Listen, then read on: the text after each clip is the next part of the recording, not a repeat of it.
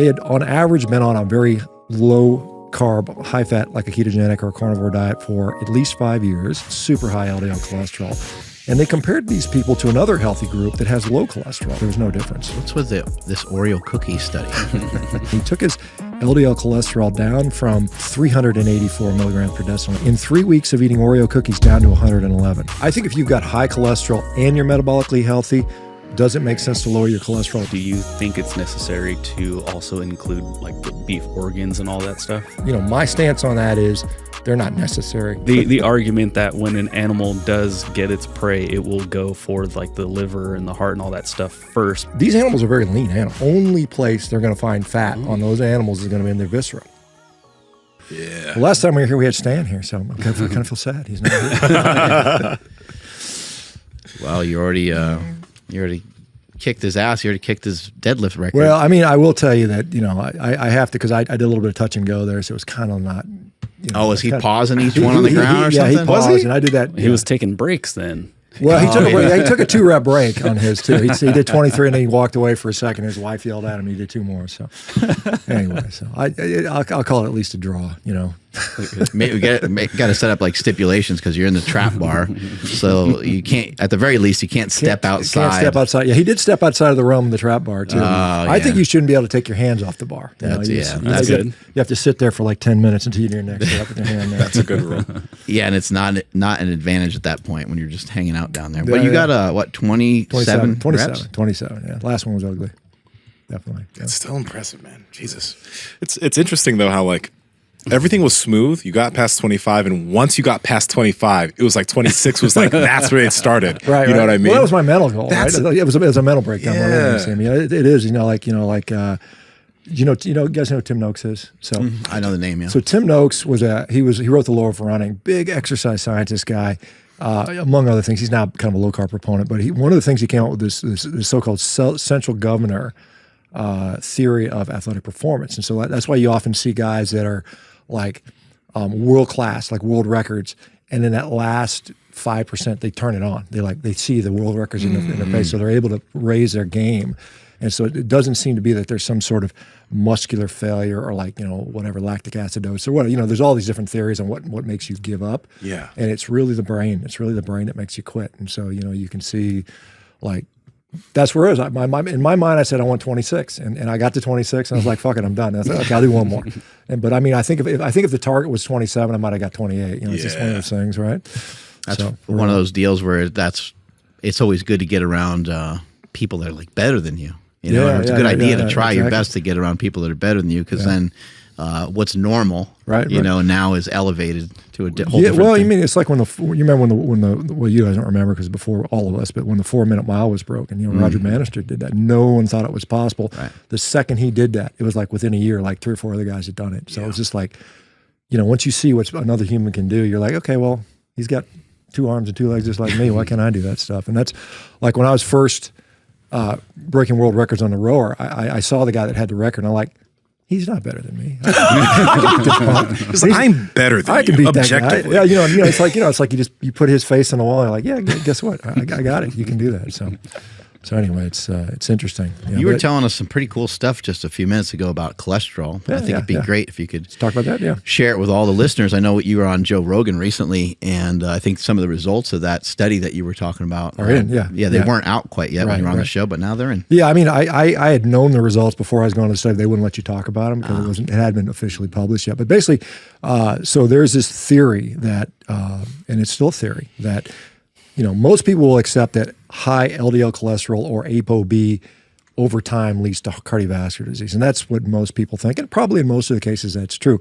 However, there potentially is this sort of group of people that are very lean and they are metabolically very healthy, low, no diabetes, no high hypertension. They've got low triglycerides, high HDL, low inflammatory markers. They're very lean typically in what they look like. Maybe they're very athletic, but their LDL cholesterol is very, very high. And the theory behind is why that's occurring is because when our livers are relatively depleted of glycogen, so we're lean, we're not over, like most of us have too much energy. We have just too much energy stored in our tissues in the form of body fat or topped off liver glycogen. So in that situation, there's no real reason for your blood to be trafficking a lot of energy. But when you're in this really depleted state, so to speak, relative to glycogen, your liver says, hey, like the cells are out there saying, hey guys, we're hungry, feed us, feed us. And so what the liver does is it says, zoom, I'm going to send a bunch of fat your way to eat because there's no carbohydrate available. And so that's why this high amounts of cholesterol are seen in the blood. And the thought is, well, that's why it's occurring. And that's been shown in a number of studies now that is why that's occurring. The question is that indeed harmful to us? And like I said, most cardiologists, most primary care physicians, most lipidologists will say, yeah, we believe that it doesn't matter the situation, high LDL cholesterol or high ApoB means more heart disease. Well, this study that Matt Budoff has done at UCLA is starting to question that. And what they found out, they released their initial data. And so what they did is they took 100 people in this situation whose average age was about 55. So they weren't young people. They were like, my age. Sad to say that that's not young, but they had on average been on a very low carb, high fat, like a ketogenic or a carnivore diet for at least 5 years. And their average LDL cholesterol was in the top 1% of 1%. It was super high, like 2, 3, 4, 5, 600, super high LDL cholesterol. And they did a really high level precision heart scan called a coronary CT angiography. So CAT scan with dye contrast in there, and they can tell very detailed soft plaque, hard plaque, calcified plaque, uncalcified plaque, if they get any heart disease. And they compared these people to another healthy group that has low cholesterol. And guess what the difference was? There was no difference. There was no difference at all, even though these guys had sky-high cholesterol. In fact, the people with the sky-high cholesterol, even though it wasn't significant, actually had less cholesterol, less plaque in their arteries. Mm-hmm. And so that's interesting. So it's like that would be not what you'd predict. Now, the next part of that study, which will be done in February of this year, so in another month, is they're going to run these people for a year, super high cholesterol, and then rescan them again. And if it shows no progression or even perhaps regression, like some of the plaque that they did have went away, then that will be really groundbreaking. So we'll know more information probably. By the time they collect the data, write it up, and release, it'll probably be this summer. So that's of interest because it may kind of put a little wrinkle in the what we think about cholesterol. It doesn't mean that everybody with high cholesterol can just ignore it. I mean, I never tell people that because people ask me all the time.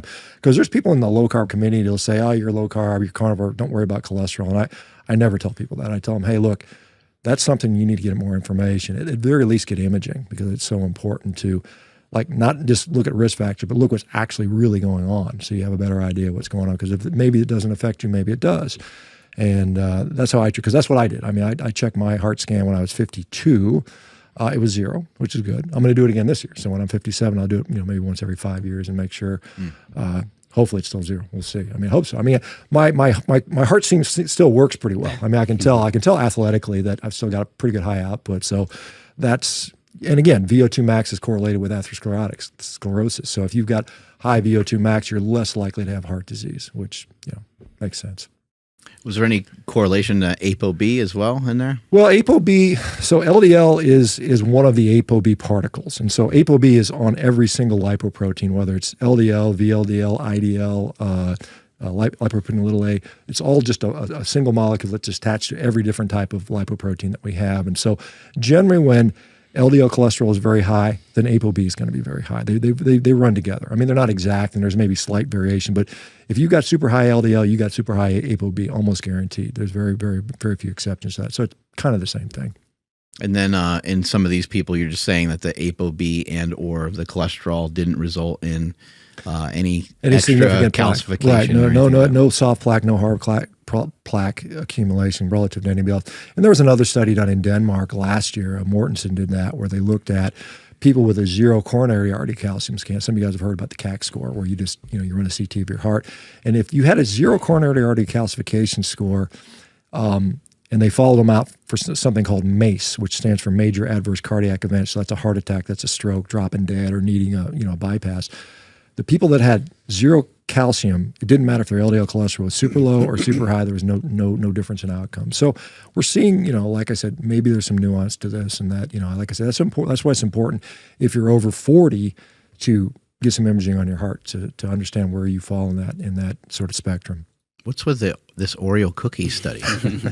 Yeah, so I love Oreos. This goes back to this lipid energy model. And so this guy, his name's Nick Norwitz, he understands this lipid energy model. And this is proposed, like I said, if you're lean, if you're fit, if you've got low carbohydrate diet and your cholesterol goes up, it's because your liver's trying to traffic energy to your cells to nourish them. And he said, well, if that's true, then if I take in extra carbohydrates, I should be able to lower my LDL cholesterol. And so he said, well, I'm going to eat exactly the same, do the exact same amount of exercise. I'm just going to add a dozen Oreo cookies a day to my thing. And he took his LDL cholesterol down from LDL of 384 milligrams per deciliter, which is ridiculously like super sky high. You know, your doctor's going to have a heart attack if he sees it high, right? He took it from that in 3 weeks of eating Oreo cookies down to 111, right? Wow. And he compared that to statins. And guess which did better? The Oreo cookies, by far, like by almost double the amount, had almost double the amount of effect of the statin. So it just shows that this lipid energy model is actually true. That's why. Were these double stuff? I think he ate a variety. I think was the guy twisting one off and then stacking them? I mean, I would never do that. No. I think he did a variety pack. Like 1 week he did this kind of Oreo, the next week he did this. I can't remember the details. It'll come out in the paper. He's actually got a paper that's going to get published through Harvard, and Bill Cromwell, who is one of the leading lipidologists in the world, is actually the senior author on that paper. So it's a real sort of validating this whole lipid energy model. That's why he did it, just to prove that, like I said, if you have a theory, you should be able to predict. You should be able to make a prediction. He said, I predict eating Oreo cookies is going to drive my LDL cholesterol down, and sure enough, it did. And some other people have done something similar, but that's the first time I think it might be the first time it's going to get written up and published in a scientific paper. We're hoping to get Oreo cookies to advertise. Maybe on their box they can say heart healthy Oreos. I'm surprised it doesn't say that already. It might. Yeah, they will after this. Yeah, sure. I want to quickly go back to the first study you were talking about. You said that study was done in individuals that were 55 and above. The average age was 55. Yeah. So they had some 45, 65, 70-year-olds. Yeah. So it's older folks. So this is a heart attack range. You know, you start seeing people having heart attacks and heart disease. Certainly 55 is clearly within that area. I think most people that have heart attacks tend to be in their early to mid 60s. So I mean, you're certainly developing atherosclerosis before that. It's a long, generally considered a long process. Got it. And they're all in pretty decent shape too, right? They all metabolically look good. So if you look at their labs, you say, oh, their cholesterol. I mean, you would say everything but their cholesterol looks really good, but their triglycerides were good, their blood pressure was good, their glucose was good, their inflammatory markers are good, their hypertension was good, all those things. So they were otherwise metabolically healthy, because there's something called metabolic syndrome, which consists of high triglycerides, low HDL, high blood glucose, increased BMI, and increased hypertension. So that's a classic definition of metabolic syndrome, which doesn't include cholesterol, by the way, which is kind of an interesting thing. So when you're not metabolically sick and your cholesterol's high, and you're on a low carb diet, it may indicate that you may not be as much risk for heart disease as we thought you were. So that's still, it's not solid yet, but the data is sort of pointing there. So we may have some more information, which is exciting. So I'm wondering then, because they're metabolically healthy, a lot of people who are, let's say they're transitioning to trying out a carnivorous diet or eating more meat, they've probably watched all these documentaries and seen how like people say that meat isn't healthy, but these individuals that are coming from a place of being metabolically unhealthy, what do they need to be careful about as they start eating more meat, reducing the amount of carbohydrates they eat, potentially eating no carbs? There's probably more things they need to pay attention to, because I imagine if someone's 50 pounds overweight, they have a good amount of body fat. Now they start eating a lot of fat and their habits haven't changed. There could be something that's not that great there. Yeah, I mean, there's a transition period. So like the classic example, that would be gout, right? So gout, swollen red toe, it's associated with uric acid. Interesting when you operate on people with gout. I operate on a lot of people with gout, particularly if something called gouty tophi, where they get these big nodules that occur around their joints and their gouty skin. Tophi? Gouty tophi, T-O-P-H-I. So you cut into it, and it literally looks like Crest toothpaste. It's like it squeezes out there. It looks like toothpaste coming out of their skin. Ooh. And so nope, not going to search it. I am. You won't do it. Mark gave me the look. I just see Andrew's like, Andrew, it's not that bad. Look it up. Andrew just turned yellow over there. Yeah, gouty tophi. But if you cut it, I don't know if they have one where it's cut open, because I used to do that surgically. Poor Andrew. But almost all of those patients always were metabolically unhealthy. They were like diabetes, pre-diabetes, things like that. So they always had this. So what happens is there's this transition period where you go from really metabolically healthy, and now you're adding all this meat and potentially uric acid and perhaps the cholesterol. So there is that overlap period where you have to sort of be cautious. And this is one of the reasons, we talk about our company, Rivero, having physicians to sort of, they can kind of manage that. So some of those people might, for a period of time, might consider mitigating things, like if you're on gout, maybe you need to be on your gout meds for a while, because you're going to have this transition period until you become metabolically healthy. And for some people, maybe it takes them a month or two. Some people might take 6 months or a year, depending on where they're starting. So you have to be mindful of, medications you might have to use, medications you might have to taper off, things of that nature. So that is gnarly looking. Yeah. So see, I don't know if they're gonna suck it out. Let's see. Yeah. Let's see. I don't know if are they gonna squeeze this out? Yep, they are. Sam would love this. She loves pimple popping videos. Why do women love that? Does Andy like pimple popping videos too? Yeah, I mean, she's not thing, obsessed with them, but she likes it. Yeah. Yeah. So they Look at so that. yeah, she's got a pretty good bunny in there too. But I don't know. Let's see. It usually looks like white toothpaste. cut that They one out. well, they got a lot of blood. There it is. There's the white. Come on, squeeze that. This was back when I was still painting my toenails. This is when you do these surgeries, it's like relieving. You're like, you're squeezing all that stuff out of there. But they're not. This isn't a very good one because it's not coming out all nice and white. It looks like toothpaste. I mean, it's like it's literally like first time I did that, I was like, wow, this is like toothpaste. It was really surprising. So anyway, we were talking about like it could be a possible transition period for people when they're trying the diet, and I love what you said earlier. Like, you're not saying like, hey man, don't worry about your cholesterol. You're not saying any of that. But maybe the way that we look at cholesterol a lot of times is maybe we're throwing drugs at it a little early. Maybe we're doing things maybe a little prematurely. But some of the obvious stuff is, are you exercising? Are you moving? Yeah. Are you able to control your body weight? So, if someone does have high cholesterol, what do you think like their next step would be for them? Should, like you're mentioning, like that they shouldn't just, I'm going all carnivore and they just, are eating like a crazy person. At risk of pissing off a lot of people, I think if you've got high cholesterol and you're metabolically healthy, does it make sense to lower your cholesterol one way or the other, either through diet or medication? Yeah, I think it does for a period of time, right? And it may be for a lifetime, depending. I disagree with, there's a growing thought within cardiology that, atherosclerotic disease begins very early in life, and the lower we can get our cholesterol down, the better. And some people are calling for our cholesterol should be what it is as an infant when we're neonates. So when we're babies, our LDL cholesterol is 20, right? And normally it's 180, 200, right? And there's a reason for that. One is the baby hasn't eaten anything yet, right? So there's, you have all the nutrition is coming through the placenta. And so once they start eating, there's, in fact, I just posted a study today. So when a baby begins eating, within about 2-3 months, their LDL cholesterol goes from 20 to 200, right? Or the total cholesterol goes from 20 to 200. Okay. Which is kind of normal adult cholesterol, and it's like, and they're getting and is higher when they're breastfed. Mm-hmm. So then, if you're saying that, and their brains get bigger, by the way, they compare breastfed babies to non-breastfed babies, and the breastfed babies have a little bit bigger heads. So you could either say, well, these breastfeeding is bad because it gives you dangerously high cholesterol and your brain swells. So, I'm joking about that, right? Their brain is developing, it's growing, and so we need this. And so for those people that are advocating that our cholesterol needs to be baby level. And they're advocating this based on something called beta hypocholesterolemia or something along those lines, where it's a genetic disorder where they don't have a lot of cholesterol and they don't die early. But that's a very different situation. When you compare genetic disease to an environmentally induced things, they're not apples to apple, which a lot of people make this argument. And so I just worry about that we're going to start seeing that they're going to drive people's cholesterol so low so early that, like, for instance, we know that low cholesterol is associated with violence, suicidality, depression, all these things. And so what happens when you start a 15-year-old kid and you drive his LDL cholesterol down to 50? What happens we don't know. We don't know yet. So it could be that they become depressed and do something, some violent type of thing. So it's interesting to see that. So I think that it's still we've been studying cholesterol since 1915 or something like that.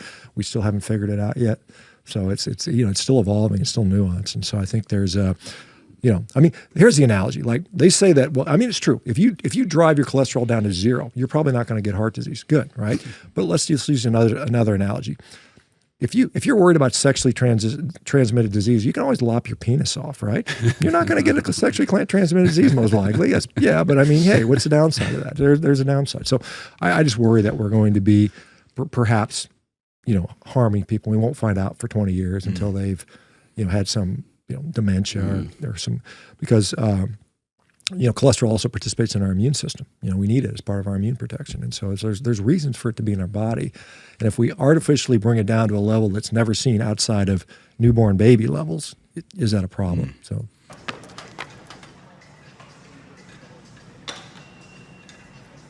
Yo, are those woman sandals? Hold up. These sandals are rooted in millennia of masculinity. Pretty much all the ancient Greek warriors wore them. Also, the ancient Aztec warriors used to wear them into battle. They're called cacti. The Zulu warriors would march hundreds of miles in them. And so did the Romans. They conquered a bit of land themselves. That's great to know. Is that the new Victoria's Secret drop? Grab your Flex sandal now at powerproject.live. I just got a little sidebar to add, just my own personal kind of, I guess you'd say, like adventure with carnivore and keto and all these different things. I think it's always good to be mindful of just general health practices. Yeah. Getting your sleep, walking, having some sort of fitness level. You don't have to be a fitness freak or anything like that, but just the basics, the old school basics, I think always apply. And so if you're going to go all in on a keto diet or a carnivore diet, just be really mindful if you're binging. Like if you're having a hard time, because most of the people that are choosing these diets are people that really had a rough time, a rough go of it with previous diets. And it might take them 6 months. It might take them a year, 3 years, 5 years. Sometimes, like with my cousin, it took him about 4 or 5 years to really be able to lock this diet down and to lock it in. And now he's in great health and he's like 190 pounds. But I think sometimes in that process, in that beginning phase, you'll see somebody, they're eating a lot of saturated fat, and then 3 days later, they're just eating like a standard American diet. And I think that's where you start to get in a real dangerous territory, especially if you're gaining weight. So just be really mindful. And I would say that people that are trying the carnivore diet for the first time, if you find yourself, you're doing it for 3 days and you're off it for 3 days, and you're going back and forth, just maybe see if you can bring, I know the black and white really helps people. They like being like, I'm carnivore, but I'm just kind of recommending maybe you could just give yourself a little bit more options that are still within the realm of general good health practices, like eating some fruit, maybe eating some vegetables, having a couple other things in there so you don't lose your mind. Yeah, I mean, that's a very fair comment. And, as a couple of points, obviously I'm known for I'm the carnivore guy, right? Everybody, but carnivore guy. Yeah, I mean, or certainly one of the carnivore guys. I mean, I was the guy that wrote the first book on that, but, and I was the guy that wrote the book on it. I'm literally the guy that wrote the book on the carnivore diet. But there's, I think, when we talk about like healthy aging, the thing that distinguishes is people that age well and those don't are the guys that train. I mean, that to me is the most important distinguishing factor, because you can be on any diet, and if you just sit on your ass and don't do anything, you're not going to age as well as those people that are out there doing stuff. And I know there's people out there saying, oh, you shouldn't train hard when you're older. And I completely reject that premise. I think it's ridiculous. I mean, you should be doing as much as you're capable of for as long as you're possibly able to do it, because you're going to, I'm not training for what I'm doing. I'm training for when I'm 80, like I know other people have talked about this. I don't want to be the guy at the airport, driving around in a wheelchair, when I'm 70, like you see those people that can't even carry their bags. So you don't want to be that person. I mean, not that those people are bad or anything, but if you can avoid that, you should. But as far as, your point, I mean, probably 90+% of people that end up doing a carnivore diet will eventually end up on some sort of hybrid carnivore plus not junk food, which I think is a great diet, by the way. I think that the real killer of Western society is all this ultra processed junk that we're consuming. And I mean, I know there are people that push back on that, say, well, some ultra processed food is fine, and we shouldn't demonize any food. I think there's clearly foods that we should not be eating. I mean, they taste good, sure, but we really don't have much business eating those things. And I think the dietitians that are saying there's no bad foods, I think that's a problem. I mean, I think there are bad foods. I think there's foods that if you eat with any degree of frequency, you're going to have problems, and they become addictive. And they are clearly designed to be made so. I mean, I've literally had people from the food industry coming up to me and saying, I worked in the food industry my whole life. I was a food chemist. My job was to make food addictive. I feel so bad about what I've done in my career, and I want to come work for your company and type stuff like that. So but not Oreos. It brings down your no, LDL. not Oreos. Oreos are great because they bring down LDL, right? But everything else is bad. But I mean, it's you know. So I think that you know, again, there is this cult-like behavior within the carnivore community, like the vegan, like any diet, really, and even the calories in, calorie out tribe. It's a cult in a way. And I think, you know, I mean, because it's only about calories. And I'm like, well, wait a minute, man. There's other things that go on besides that. I think there's a lot of nuance behind all this stuff. And I think that, I mean, yes, it's easy when it's very, like right now, I'm on as strict carnivore as you can possibly be. And for me, I like it. I've been doing it for a long time. I feel better that way. But when I tell people, hey, use variety, use spices, use dairy products, use whatever you need to make it, yeah, because, I mean, again, if you don't like the food or you're bored or you're hungry, you're going to fail. I guarantee it. That's not a recipe for success. You know, so at the beginning, if you're going to do this, you know, you transition in, you use some variety, maybe you have to taper it down. I mean, I think it's helpful, like you've done, you know, fairly strict carnivore for a period. It's helpful to teach you about your body. And then you can kind of figure out, well, yeah, I can handle this or I can't handle this. And either you can handle it from any side effects it may cause you, or you can just handle it mentally. You know, like I said, there's some people that they can't handle having a scoop of ice cream. That ain't going to work for them, you know, because the scoop ends up, you know, I remember the Ben and Jerry's where the fun size, what's this, a fun size bar? Right. You know, I can have one of those. I'm going to eat 3 or 4 of those damn things. You know, it's kind of like, Yep. you know, I mean, you know, we all get it because we're big guys that can eat a lot if we want to. But yeah, so I mean, I agree with your point 100%. I think ultimately, I mean, what I hope to, you know, after all this is said and done, and you know, whatever the you know, my life is done, I hope that we learn that meat is actually a health food and it's not to be demonized and sort of, you know, eliminated, because there's a lot of people out there who want to eliminate and take away our ability to eat it or make it so expensive that no one can afford, or put ranchers out of business, or whatever the method they're trying to do. And I hope that we learn that meat, and particularly to include red meat, is actually a health food, and it's something that we should feature heavily in our diets. I mean, I think that is a fair statement. Now, if some people need to go carnivore, and I do think there are people. Specifically, as a physician, I'm not really worried about jack dudes, you know, getting healthy, you know, doing whatever and looking good in a bikini. I'm interested in people that are suffering and sick, you know, autoimmune disease, multiple sclerosis, you know, food addiction, diabetes. Those people, I think carnivore is uniquely powerful, and either for doing it for 3 months, 6 months, a year, whatever. You fix them and then let them figure out where they want to fall after that. And so I think there's a distinction there, because I know there's people that are like, I'm on team carnivore and I'm never going to, like every time they start carnivore, they're 3 weeks in, they're like, oh, I feel the best I've ever felt in my life. I'm never going back. And I always say, you know, don't ever say never, because you never know what's going to happen. You know, I don't know if I'm 8 years in. I don't know if I'll do it the rest of my life. Maybe I will, maybe I won't. I'm not going to, you know, pigeonhole myself into that. But I mean, I think it is a very fair statement to say that, you know, there are good healthy diets that are not carnivore. You know, I think meat is a health food for sure, though. I think that's something we need to understand. And hopefully more of that's going to come out because more people are seeing. I think the nice thing about this is people are starting to realize that, wait a minute, you know, you got to be living under a rock if you don't see the continuous media push that everybody needs to go plant-based. I mean, I see that all day long. Every time I open up Google and the headlines, plant-based this, plant-based that, cut, you know, it's just like, oh, come on, guys. You know, it's just this never-ending barrage of this messaging. And, you know, sometimes you got to like question the message, because why do they keep telling me this? You know, what's the ulterior motive? You know, it's interesting. There's a study. So I'll show you. Here's another example of this. So there was a study that came out in 2021. It was done by Kevin Hall I think it was funded through the NIH.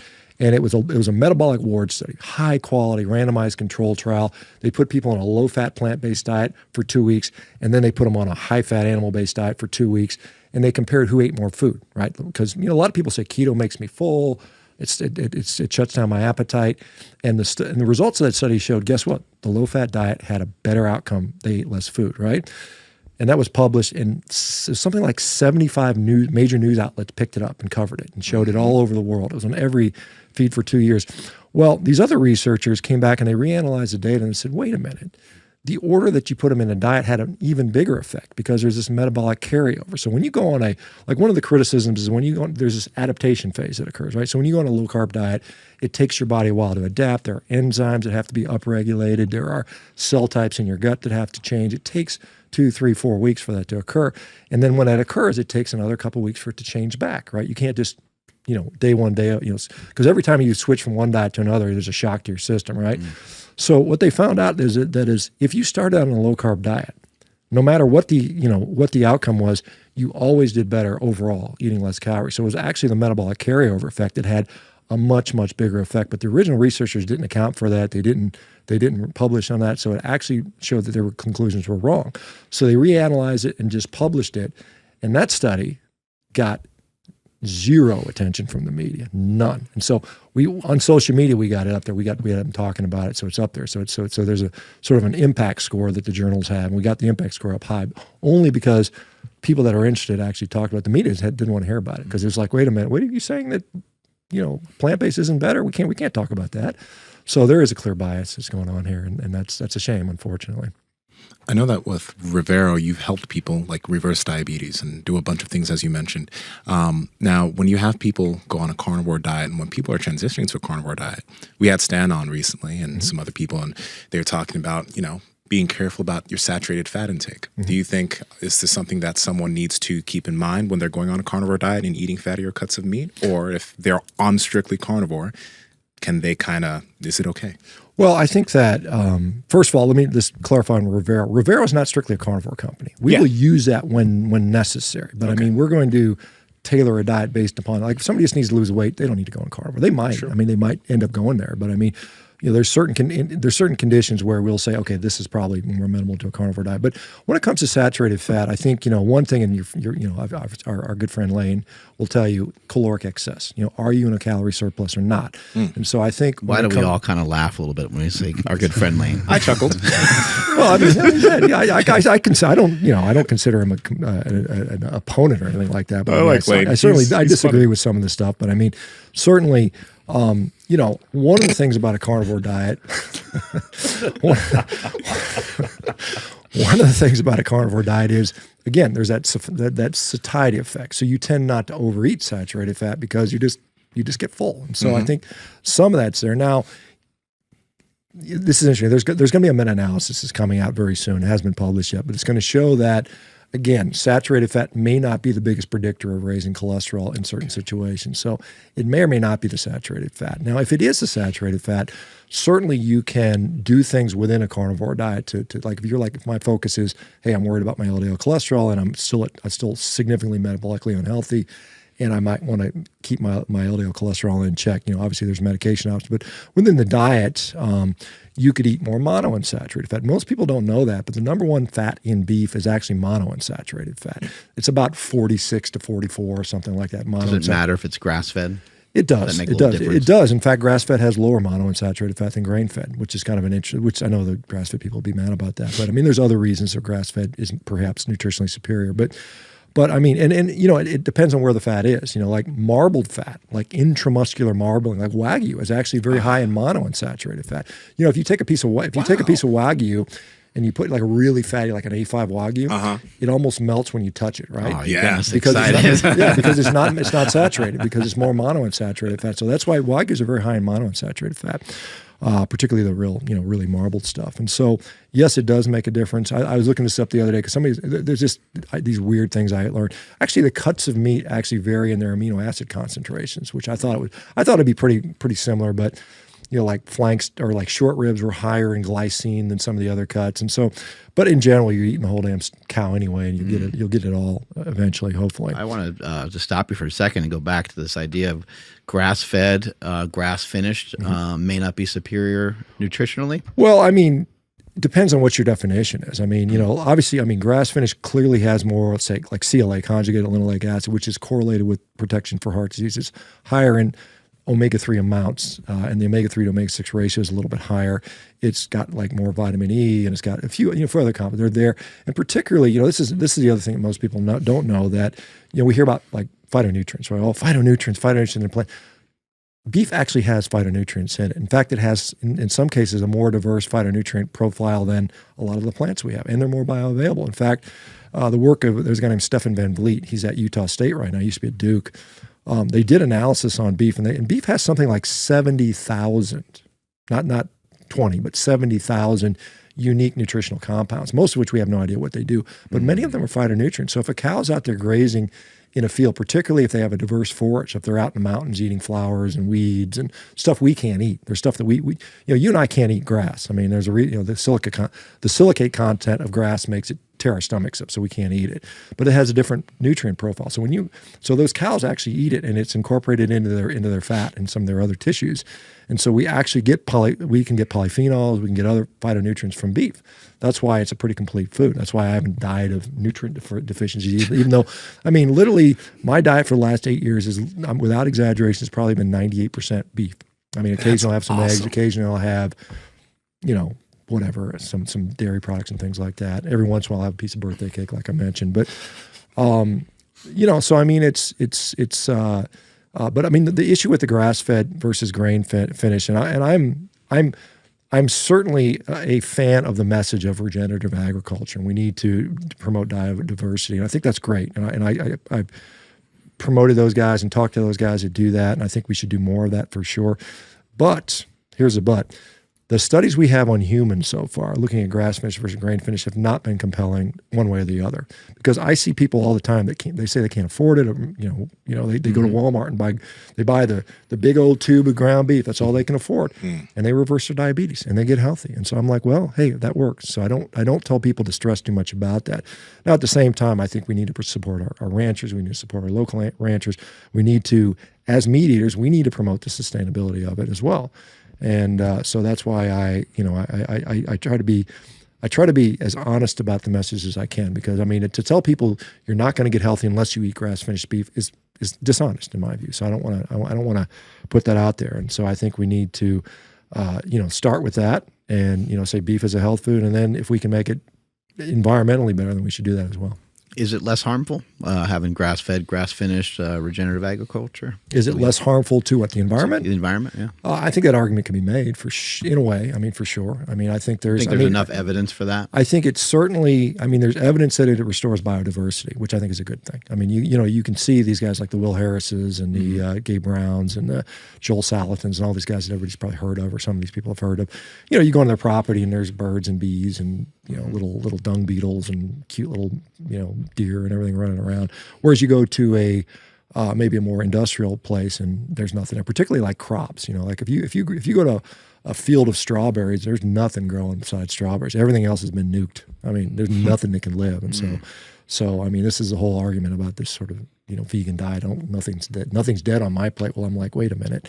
You guys have seen that? Have you guys ever seen that Will Smith meme where it's like the vegans going, there's no my meal has nothing dead, and you got Will Smith doing this, and there's like butterflies and squiggles and everything. It's a hilarious meme. It's just funny. Maybe you can find it. Yeah, you can find that. But I mean, it's a funny thing. But yeah, I mean, I do think we should probably, as much as the landscape will allow. Like some places it's not practical. Like we're like Will Harris is in Bluffton, Georgia, which is on his ridge, where it's just perfect location. Joel Salatin's in the Shenandoah Valley in Virginia.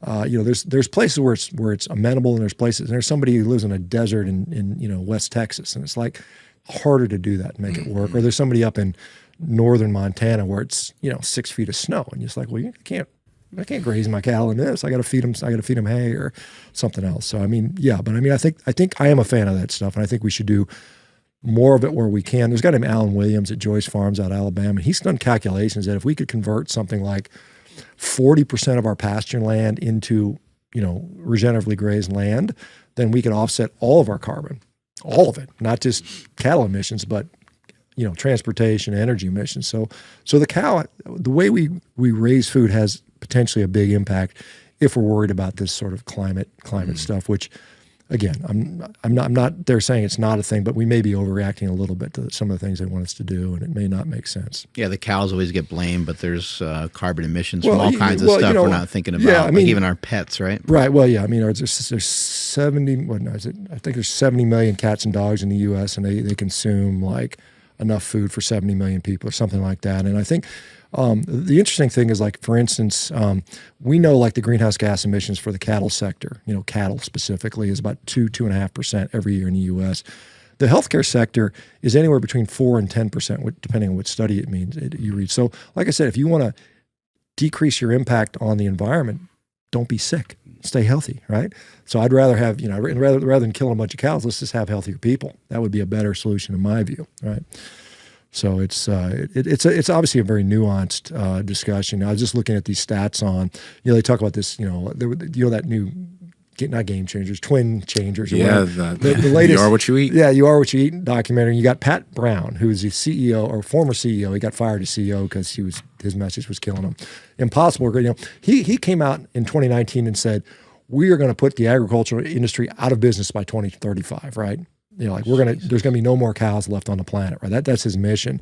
And people push back against that. And no one's buying that sort of fake, nasty stuff. It sits on the shelves and expires and then goes in the bargain basement bin. But he was on there saying that every time you eat a steak, a puff of clouds goes up, a puff of smoke goes up in the Amazon, which is total garbage. Like, the steak I ate last night came from Kansas. I know it wasn't from the Amazon, So, but the interesting thing is, this is something they don't talk about a lot. Like the cows, traditionally cattle were grazing in southern Brazil, in different, like Sao Paulo and some of these areas where they had a lot of grazing. And guess what happened? They started planting all this sugar to produce mostly biodiesel for Europe. And so they took all these sugarcane places and they knocked out like 75% of the land that was planted for sugar. It used to be cattle grazing here, and the cows had to go somewhere. So like, where are we going to put our cattle? So now they're cutting out some Amazon to do that. Even though the deforestation rates are dramatically lower than they were in the 80s. They used to be like that. Now they're down to here. So again, it's all this, kind of appeal to emotion, not really, they don't tell you the whole story, which is typical. They leave a lot of the information out there, which kind of can be very misleading. And they obviously, it's a good documentary as far as it's gonna cause some people to go vegan. I'm sure of it. And then 6 months later or 6 weeks later, they're gonna that didn't work. I'm sick, or something. And I'm gonna get them, and they're gonna be my carnivore community going, vegan diet messed me up. So anyway, it's interesting stuff. Has the carnivore diet been more or less accepted since, let's say, your first time being on Rogan? Oh, way more accepted. Yeah. And the first time I went on Rogan, I'm sitting there telling him about how I eat all meat, and he's looking at me like Mark did the first time. What the fuck's wrong with you, dude? It's like I had a third eyeball, right? He was like looking at me like, what a weird freaking dude this is.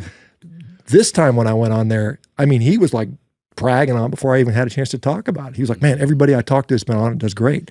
So, obviously the level of acceptance, and he's obviously bought into it to a degree that he does it to himself and he recommends it to his friends and things. I think he's doing World Carnivore Month this month. So, the overall level of acceptance has gone up tremendously. It's still fringe and we're still nutty, right? We're still in the 1%, but that 1% is better than it used to be, the 0.0001%. So it's changing. And I think, the nice thing about that Rogan appearance is it kind of, when he was, he kind of gave it a pretty full-throated endorsement. If you listen to it, he was like, this really works well. That has had a tremendous impact on a lot of other people that were kind of wondering about it, because I basically called out the beef industry. There's this thing called the beef checkoff, right? And everything has a checkoff. There's the hog checkoff, the corn checkoff, the soy checkoff, the beef checkoff. And they get money every year. So all the producers kick in $1 every time a cow moves. So they get like $50 million a year to promote beef. And the last thing they did that you can remember was beef, it's what's for dinner. I don't know if you guys remember that commercial. It was 1992, Robert Mitchum. Remember they played that Aaron Copland, dun, dun, dun, dun, dun, dun, beef, it's what's for dinner, right? That was on there. And since then, you haven't heard much. You don't really see much national advertising. And so I'm like, and since that time, since 1985 when the checkoff came in, beef consumption in the United States has gone down like 30%. We used to eat, back in 77, we used to eat 92 pounds a year on average. Now we eat like 55 pounds a year. So the average American eats like 2 ounces of beef a day, which is a tiny amount. And they're trying to blame all your ills on a 2-ounce piece of beef. Come on, man. We're eating 70% ultra-processed food. That's the real problem that they're kind of reluctantly starting to admit. But you guys saw the USDA, again, I talked about this on Rogan, they came out with a study that said, we can do a 91% ultra-processed food diet and it can be healthy. Like bullshit. but that's what they're positioning it to. Oh, and by the way, take our Ozempic shots and all of our all our drugs to so you don't die. type of stuff. Yes, that's why I asked, because it seems like before people didn't have a thing to point at and be like, that's unhealthy, right? Like the carnivore diet wasn't too popularized until you came around and started, you have the book on it and stuff. So it seems like now it's kind of like the easy thing for people to attack when it comes to like, oh, the environment, or, oh, people are getting sick. It's the meat. And it just, to me, it seems like, I don't remember really ever, I guess I do a little bit in like elementary school, being recommended to eat 6 ounces of meat per day or something like that. But I don't remember anybody like really trying to like kill like the meat industry, like the way, like what's going on today. Yeah. Well, I mean, it's, it's the veneer is save the environment, help your health. The reality is they want to expand their market share. I mean, the reality, the beef industry is a big market. I mean, it's just like a $1.3 trillion market annually, worldwide. And, if they can get you to do meatless Mondays, that's 14% of that market, right? That's a lot of money. That's, you're looking at $100 billion a year industry. So yeah, people want a piece of that. And all these investors in Silicon Valley invested in plant meat. They're investing in this, Frankenstein lab meat. Some of them are losing their shirts on that because they're like, it's not panning out. But I mean, they're pumping all this money because they've got all this capital that they've invested in there, and they're wanting that. So there's the marketing campaign. It's not about saving the environment. It's not about making you healthy. It's about making those guys and their shareholders, some dollars, some money. So, so we're going to continue to see that, and hopefully, people with common sense will sort of prevail, and that's hopefully what we're getting that done and accomplished. What about some of the stuff you hear with like blue zones and stuff like that? Yeah, well, I mean, so again, this is sort of this is sort of selective. For one, we know that you'll never hear me saying the carnivore diet's going to make anybody live longer, because I don't know. No one really knows. I mean, all the longevity stuff, I'm like, who knows? I mean, it's all. You can pay all this extra money for these fancy supplements and programs, and you're still going to die when you're going to die, most likely. I mean, yeah, obviously stay in shape, don't get fat, don't be weak, don't be weak, don't be fat, that type of stuff. Don't drink and smoke a bunch, and I think you're going to be fine. But I mean, as far as these blue zones go, it's multifactorial for one. We know that, some of these blue zones are very, very genetically isolated. Like they're all the same people, right? They all have the same genetics. Like if I were to move to Okinawa, it probably would make no impact on my life expectancy because I've got whatever. I mean, part of it's genetic, obviously, but they selected out certain blue zones, and they will say that they're plant-based when in reality they're certainly not vegan. They're definitely not vegan. I mean, in fact, the funny one is like Okinawa. So they said Okinawans live on these purple sweet potatoes, right? And so it was interesting because that was based on a survey that was done in 1949. Well, there was something that happened right before 1949 that some people may remember called World War II, where we destroyed Okinawa, and literally 30% of the island was wiped out. Before World War II, there was something like 150,000 pigs on Okinawa. That got wiped down to a few hundred. So they were basically starving. And there's an interesting sort of, I don't know, it was a video or a book about in Hawaii, because a lot of the Japanese immigrants from Okinawa were in Hawaii. They were sending pigs back to Okinawa after World War II to beef up their pig supply. And by the 1960s, they had restored that. So that data was kind of based on a weird time. It was like right after World War II. That's not what we normally eat.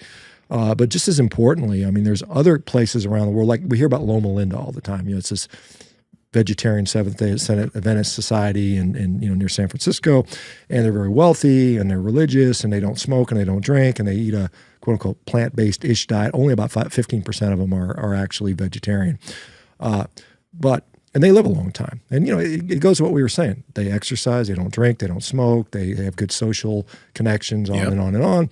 And well, you can look at the Latter-day Saints, the Mormons, same sort of situation, but they're not vegetarian. They live just as long. So it's not really so much the diet.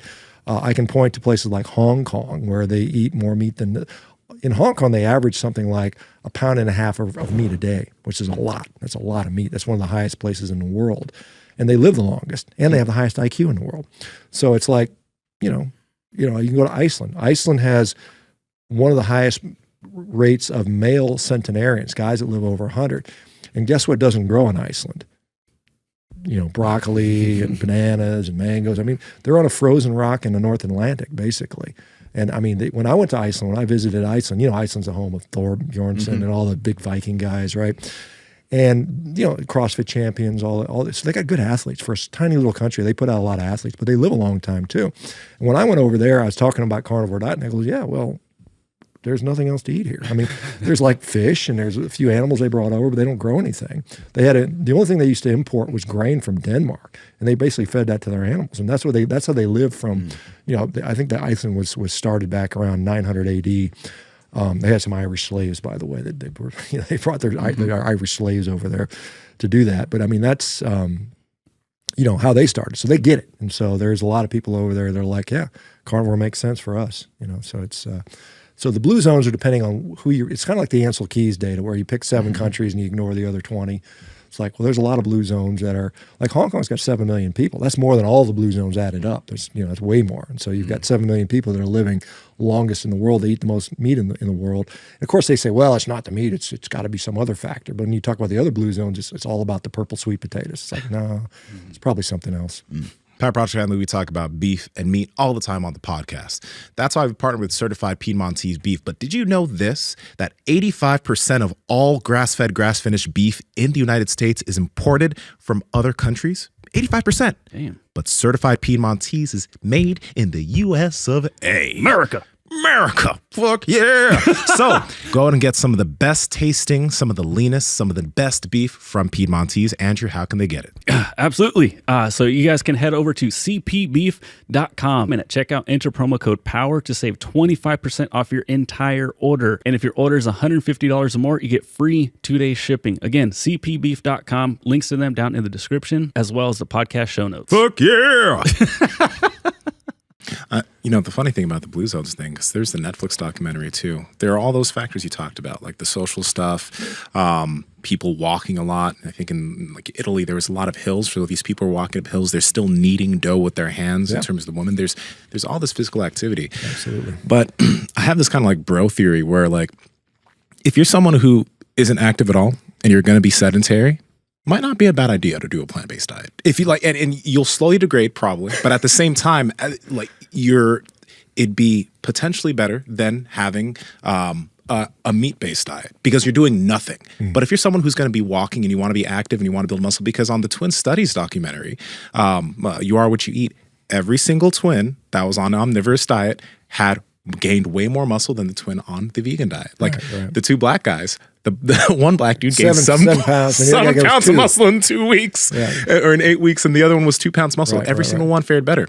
So if you're going to be an active person living a vital type, a virile lifestyle, you probably want to eat some meat. Yeah, that reminds me. There's a researcher, Jose Antonio. I don't know if you know who Jose is. Absolutely. So Jose's talked about, and I've interviewed him before, and that was kind of funny because he was like, we've done these studies with protein. Well, we feed these guys 500 grams a day. He's been big on the protein stuff for years. Right, and I asked him about, what does he have to do about sedentary people? He goes, I could care less about sedentary people. He's like and I kind of agree. I mean, I think, obviously, if you don't lift, you don't count. Right? Yeah, exactly. No, but I mean, I'm like, I think it's, again, I spend every day talking to people, and some of them are really sick and obese and they can't do much. And I tell them, hey, let's straighten out your diet first, get you so you're not so inflamed, and then get moving. Yeah. Because I think more than even, we all like to work out and lift and get strong and run and sprint and, whatever. I think the biggest thing you can do is not be sedentary. That's step one. That has a bigger impact than training hard. Now, again, there should be a progression. I mean, I think Peter Attia talks about this. I'm sure I think you've interviewed him. I'm sure.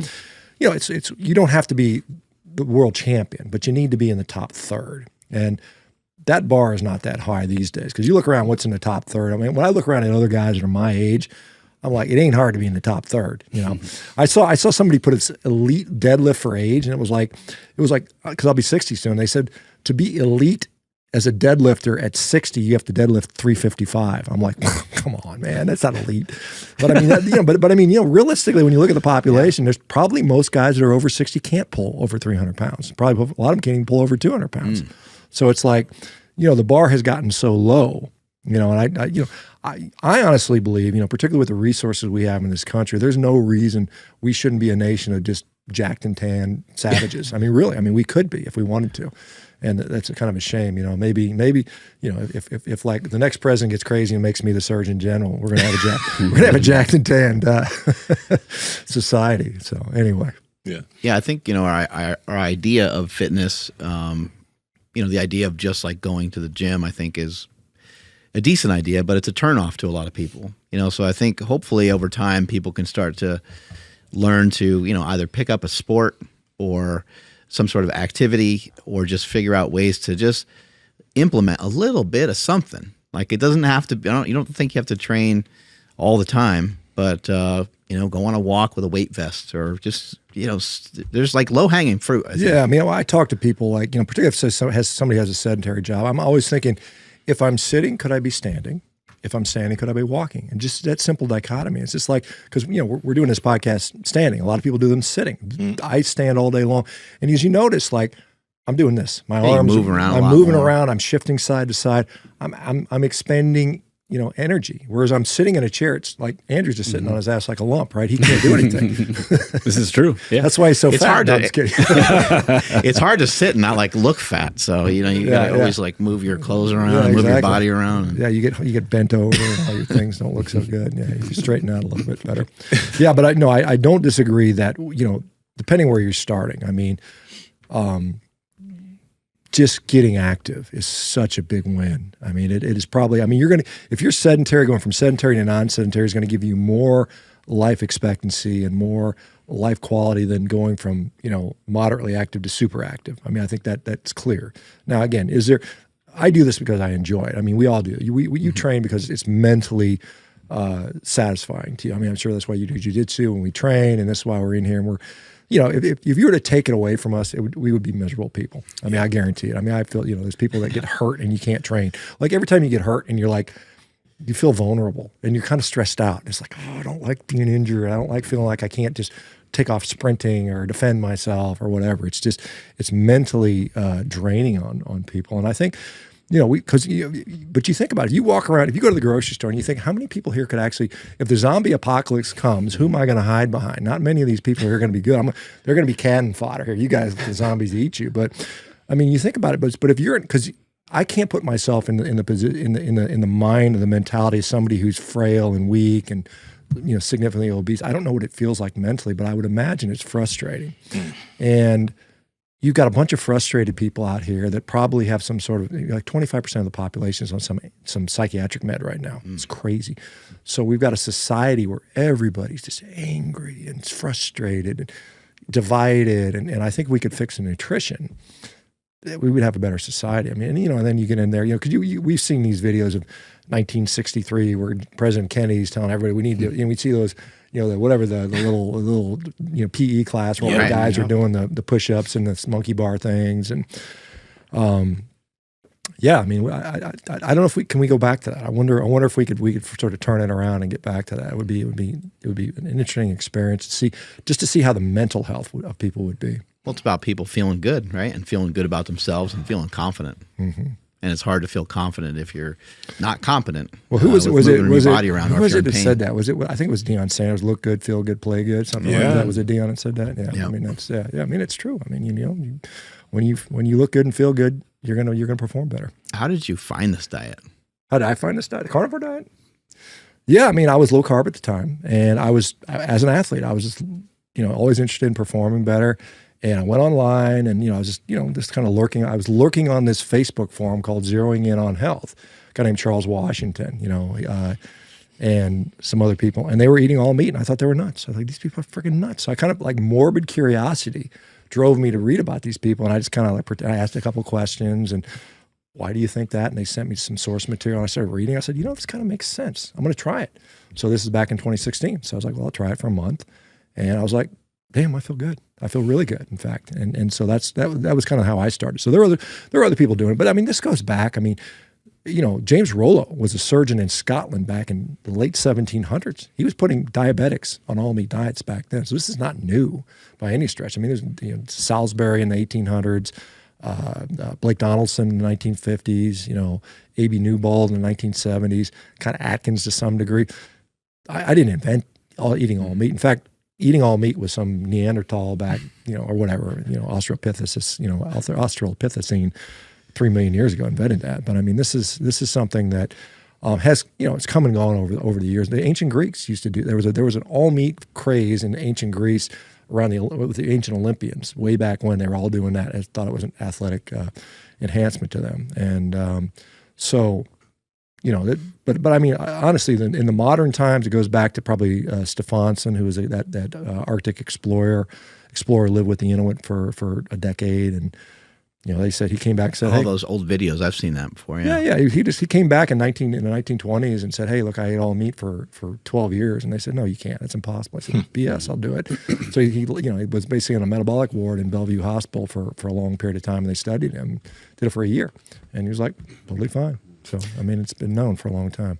Can you give us the function, because you've mentioned that you've helped people reverse their diabetes, and you mentioned other doctors have done this in the past, because on some of these documentaries, they will say, oh, meat causes diabetes. And people hear that and they're like, what? So how have you actually used this meat-based or carnivorous diet to reverse diabetes? How's it work? Well, I mean, so obviously, our blood glucose is responsive to what we eat. So, I mean, particularly carbohydrates, when you eat and that's one of the reasons it might be beneficial athletic wise. You take a pre-workout, you slam some carbs right before you work out, your blood glucose goes higher, and potentially you end up with better performance with that. So we know that, certainly blood glucose is responsive to what we consume. And we know that when we consume protein and fat, particularly in combination, we have a very slow glucose response. Now, the critics of that will say, well, you're just masking the symptoms. You're not actually treating the disease.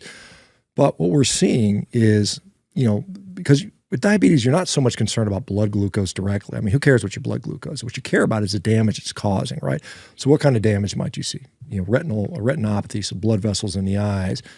You might get kidney disease. You might get, neuropathy where you can't feel your feet, or eventually you get your feet cut off and stuff like that. Well, what we're seeing with carnivore, and not only carnivore but other low-carb diets, is that not only are we seeing normalized blood glucose, but we're also seeing the reversal of retinopathy in the eyes, reversal of kidney disease, reversal of neuropathy. So we're actually seeing reversal of the disease process itself, not just masking the symptoms, as they say. Mm-hmm. Because what we hear, particularly with the plant-based advocates, will say, well, if you consume too much fat will accumulate in your cells, and that will lead to insulin resistance. And so there's a half truth to that, because what we see is, particularly with saturated fat. So there's a saturated fat in the blood called palmitic acid. It's produced in the liver, and it will, in excessive amounts, lead to something called ceramide accumulation in the cells, and that will block the insulin receptor, so to speak. It'll kind of gum up the insulin receptor. There's kind of, there's more to it than that, but essentially that's what happens. And that's true. However, that palmitic acid in the blood is not coming from the palmitic acid or the saturated fat you're eating. It's your liver's making it de novo by itself. And so that can come from overconsumption of fructose, overconsumption of carbohydrates, or overconsumption of fat. Again, it's overconsumption, right? Mm-hmm. This is where Lane would be happy. So it's all about calories. But I mean, it's but if you're not doing that, then it doesn't matter. In fact, Jeff Volek, 2013, in a subsequent paper, showed that people that eat a lot of saturated fat actually have less saturated fat in their blood than some people that don't. Because again, remember, it's dependent upon what the liver makes, and the liver gets the first crack at it, right? This is why the baby has a low cholesterol, but when they start eating, they get a higher cholesterol. It's one of the reasons behind that. It's a different type of circulation. Before a baby's born, it's getting its food from its mother's placenta, and then after it starts eating, it's kind of interesting because a baby's cholesterol will go from 20 to 200 in about 3 months because it started eating breast milk. And so unless we want to say breast milk is dangerous for babies, you'd have to change that argument. But yeah, I think that's part of what we see. I mean, there's a lot, like I said, there's a lot of things that are going on there. But I mean, the end result is we are actually seeing people reverse disease with this, and it's diabetes, but it's a lot of other things. It's autoimmune disease, it's mental health disease. One of the things that I'm most excited about is the mental health aspect of it, because I see people that are depressed, bipolar, PTSD, ADHD, addiction, which is another one. A lot of people suffer from addiction, and they see that they go carnivore, and they kind of, because it's a very abstinence type of situation. But the funny thing that happens is a lot of people that go carnivore find that, hey, they don't want the beer anymore. They don't want the cigarettes anymore. And it's really kind of an interesting thing because, if you go, like I've talked to your brother, and he said, you go into these rehab places, and they're feeding you garbage. Oh, yeah. They just keep feeding you garbage, and it's just like you're still feeding into the physiology. You know, you may change one addiction for another. You went in a cocaine addict and you came out a friggin' Krispy Kreme addict. You know, I mean, it's like, is that better or worse? To do a good version of the carnivore diet, do you think it's necessary to also include like the beef organs and all that stuff? Yeah, so that's an interesting question. I mean, my stance on that is they're not necessary. I think, on a population level, I can't say that everybody needs to do that. And that's been supported by not only the observation, because I collected 12,000. I did survey data on 12,000 people asking that specific question. Do you eat organs? Do you not? Do you eat grass finished? Do you not? And the results basically showed no difference whatsoever. Harvard, when they did their study that Dave Ludwig did 2 years ago, showed the exact same thing. Organ meats had no bearing on outcomes. Now, anecdotally, I do see people that say, I feel better when I eat liver, for instance. I see some people say I actually feel worse when I do that. So I think it's up to the individual, but I can't make a blanket recommendation that it's required. I don't consume them. I don't really like them. I mean, and I find it hard to believe that something that is, not pleasing to the taste would be required. I mean, how would you sort of convince a caveman, hey, you got to eat this stuff? Well, it tastes bad. I think, like I said, if you and I were cavemen walking around, it was a tree that had Twinkies on it, we'd be like, oh yeah, man, give me those Twinkies, right? But I mean, they didn't exist back then. So I mean, we would eat things that were that were chemically pleasing to us. And I think for many people, you hear about people eating organs, they're like, how do I gag this shit down? I mean, it's like soak it in milk and freeze. Do you think some of our taste buds are fucked up though? Because like I like the taste of liver. My mom is like the taste of liver because we kind of have some of that food within the culture. So there are a lot of things that we eat where if I gave you some of this shit, man, you'd be like, ugh, that's so fucking bitter, right? So what do you thoughts? Well, of I mean, that? there's obviously, because we eat vegetables, right? And vegetables are trying to kill us, right? I'm kidding. But I mean, I do think there is obviously acquired taste, and you associate certain tastes with, pleasant memories and mom and that type of stuff. So there's certainly, I don't know if you would take some people that were completely novel and never experienced, if you had that population, said, here's this, and said, go to town and see what you'd select. I don't know how many people would self-select perhaps liver, depending. Again, you probably didn't have it like, maybe you had it just straight up liver with no seasoning and no spices. I don't know. No, my mom cooked it with like soup and stuff. Right. Like so that, I'm saying you sort of altered the flavor and stuff like that. So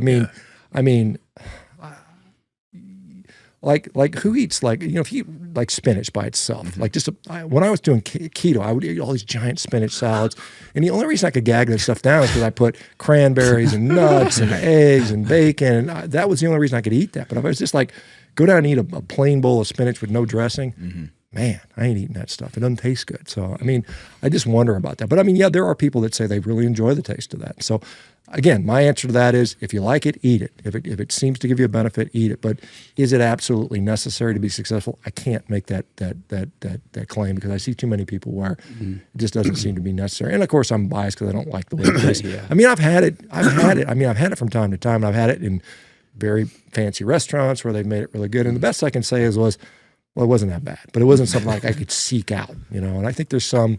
They are obviously, liver is very high in certain nutrients. They're very concentrated in a way. And there may be people that, because I hear people, they'll say they craved it initially and then they didn't want it anymore. And it may be that their body sort of naturally knows, I'm low in vitamin A or I'm low in something like that. Yeah. And I just have this sort of craving, like a woman who's pregnant. They have these cravings, or they're eating pickles and ice cream or whatever. Because it has something that they need, I guess. So I think that's the fairest way to say it. It's if you like them, eat them. They're not necessary. And I know, obviously, we're not animals, but yeah, we are. There is the we are animals. the argument that when an animal does get its prey, it will go for like the liver and the heart and all that stuff first before it eats the rest of the animal. Well, in a way. I think here's one thing that's interesting, because like we often hear like a wolf or a lion, they kill a zebra on the plain, or a lion might kill, or a wolf might kill a deer, right? And these animals are very lean animals, right? A deer's lean, right? And they have a requirement for fat, and the only place they're going to find fat on those animals is going to be in their viscera. Their perinephric fat, the pericardiac fat, the omental fat. So they're probably trying to get some fat, I think. because they can't access the brain. I mean, it's kind of interesting. There's only a few animals that can access the brain, like hyenas that do their bite strength. You know, they were able to access the brain, and like humans could access bone marrow. And that's one of the things, because we had, you know, tool users, so we would crack the bones. But most of these predator animals cannot access the high fat areas of an animal, which would be brain and bone marrow. And so the only place they can get fat is in the internal organs, because actually liver is very lean, and so is, unless it's a fatty liver. But I mean, naturally, you know, natural liver is pretty lean. Naturally, kidneys are pretty lean. And so I don't know that that's what they're trying to do. And it's you can't ask a wolf, why are you eating? Why are you going for the guts first? I mean, maybe. But yeah, I've seen that argument. You know, there's these killer whales that just go after the liver of a you know, a killer whale that kills a whale and eats their liver or something like that. But I think I don't know if that's rigorous science. I think it's sort of maybe interpretations of, you know, general observations, because, you know, you think about if you've ever been hunting, you know, and most hunters, they gut the animal, they leave it on the ground, right? Because it's hard to preserve anyway. I mean, and particularly, you know, if you look at like what is the percentage of edible, you know, internal organs, that are easy to preserve, you know, relative to how much meat you can get. Like a cow has, a slaughtered cow, after it's been deboned and everything's got about 550 pounds of meat on it. The liver weighs 8 pounds. And so it's like, what is the percentage you need there? It's much smaller if you're going to eat it at all. So yeah, I think our taste buds are pretty desensitized. You know, all the junk people been eating, all the processed well, you know, stuff. like when you get rid of that stuff, it's like all of a sudden a friggin' berry tastes sweet to me. Whereas before, like I used to be the guy when I was eating all the junk, I needed the sweetest dessert possible. I mean, it's not sweet enough, and somebody else take, oh my God, that's sweet. Give me the whole pie, right? But I mean, it was just like, you know, your taste buds do change and they do adapt over time, and you know, you have this sort of, I guess you develop a tolerance to taste. And now it's like, you know, anything that's even remotely sweet tastes to me very sweet. You know, it's just like, but yeah, it's something that we can adapt to over time, and it's, you know, it's one of those things like, because I don't really want that stuff anymore, which is really weird for me, because I always loved, when I was a 9-year-old kid, I told my grandma, I want to start a cheesecake factory when I grow up. I want to own a cheesecake, because I loved her cheesecake. You know, it was something I used to love. And now I'm like, no, I don't really want that. I still like cheesecake, but I just don't eat it. I just don't really want it anymore, which is kind of an interesting thing. So hopefully grandma's okay with that. So. Improving your sleep quality is as easy as shutting your mouth. And what I mean by that is putting some tape on, breathing through your nose will increase your sleep quality. It's no longer just something that only the bros do. It's now been researched, and people understand that if you can breathe through your nose while you're asleep, you'll have better sleep quality and you will wake up more rested. Hostage tape is also really awesome because I know what I used to do. I used to use a little bit of a cheaper tape, and every time I'd wake up in the morning, the tape would be somewhere else on the bed or on my face, but it wouldn't be on my mouth anymore. But hostage tape, if you have a beard or if you don't, will stay comfortably on your mouth all through the night. And if you're someone who has a problem breathing through your nose, Hostage also has nose strips, so you can place those on your nose while you're asleep, or if you want to be like one of those hormozy guys, you can wear it during the day. Andrew, how can they get it? Yes, that's over at hostagetape.com/powerproject, where you guys will receive an entire year's supply of mouth tape and the nose strips for less than $1 a night. Again, that's over at hostagetape.com/powerproject. Links in the description as well as the podcast show notes. How about the microbiome? Is something that a lot of people are talking about. Again, in that documentary, they were talking about the diversity in the microbiome. A lot of different podcasts have had people on, and they're saying, "Oh, plant foods will help with microbiome diversity." How, with being on a carnivorous diet, is that something you think people should think about at all in terms of adding in some types of other foods, or you good? Well, I think honestly, I think we kind of put the cart before the horse. I think a healthy person has a healthy microbiome. I mean, I think that's a reasonable way to say it. Now, I can't, if I'm like super healthy and everything feels good, and then you say, oh, your microbiome isn't dialed in, I'm like, I don't really care. But I mean, I think, again, with regard to what we know about the microbiome, like they'll talk about something called, alpha diversity or diversity. And we know that indigenous populations that like Inuit that eat mostly meat, they have a plenty diverse microbiome. I've had patients who have had their microbiome serially tested. I remember one guy who had ulcerative colitis, and his microbiome diversity was in the bottom 5%, and he went carnivore, and he went up to the top 95%. So it actually helped that significantly. There is, and I mentioned this study that Tommy Wood and Dr. Mailer did a while ago, looking at the metabolic flexibility of the gut and the microbiome, and it appears that yes, our gut can deal with a high fiber diet in the fact that it produces these so-called protective short chain fatty acids, particularly butyrate. But also, if you're on an animal-based low-carb diet, we have the same level of flexibility that we can deal with that. So I don't think we have to have a lot of fiber in our diet to have a healthy microbiome. And in fact, because I see so many, and this is one of the more common things that people talk about on a carnivore diet, is people that have had digestive issues, whether it's bloating, gas, reflux, Crohn's disease, inflammatory bowel disease, IBS. It almost always goes away, or very, very often goes away. So that's consistent with, a healthy microbiome. Because if you're telling me that I got to shove all of this fiber in my gut to change my microbiome, but I'm bloating and farting all the time, and my gut's always swollen, I don't believe that's a healthier microbiome. I don't care. I think there's, like I said, there's this. A healthy microbiome is what a healthy person has, and what that actually turns out. Because remember, we're still arguing about cholesterol, right? Cholesterol is one molecule, right? It's one distinct molecule. We're still deciding what it does, right? We're still arguing. And we discovered that back in 1910. Microbiome has trillions of different bacteria, thousands of species, which change every 15 minutes, by the way, right? And it changes in response to everything: the weather, the temperature, the stress, the food you're eating, the exercise you do, how much you sleep, how much you don't sleep, environmental things. So we're going to figure that out, and we're going to be able to tell people, yeah, you need this. And it's like, wait a minute, you don't know that stuff. I mean, it's still, I don't know that we'll ever figure it out. Maybe with AI, we might be able to figure some level of it out. But I mean, to sit there and say, this is the perfect microbiome, this is what you should shoot for, because I think what they do is they do it backwards. They say, well, we think this is a healthy, we think this is a healthy diet. Lots of fibers, whole grains, fruits, and vegetables. This is a microbiome that results from that. So therefore, this is a healthy microbiome. That may not be true. It may be that like a healthy person has a healthy microbiome. Let's take people that are free of disease and then analyze their microbiome and see what it comes up with. Because yeah, there will be a difference between somebody on an animal-based diet and a plant-based diet, but is one better than the other? I don't know. I don't know the answer to that. I don't think anybody really knows.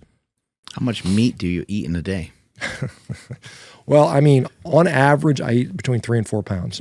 Yeah, that's an average sort of me at baseline, weighing at 250, 260-ish.